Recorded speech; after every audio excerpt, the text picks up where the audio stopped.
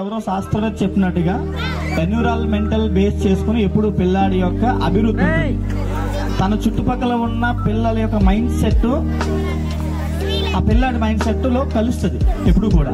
అంటే మనం ఒక మంచి వ్యవస్థలో కనుక పిల్లల్ని జాయిన్ చేయించగలిగితే, ఒక మంచి వ్యవస్థని క్రియేట్ చేయగలిగితే ఖచ్చితంగా అది మనం ఆ పిల్లాడి యొక్క భవిష్యత్తు నిర్ణయించినట్టే. ఎందుకోసం అంటే కింద చెప్పినట్టుగా సారు పిల్లలు ఎప్పుడు కూడా వైట్ పేపరే, మనం ఏది రాస్తే అది ఖచ్చితంగా అందులో వెళ్తుంది.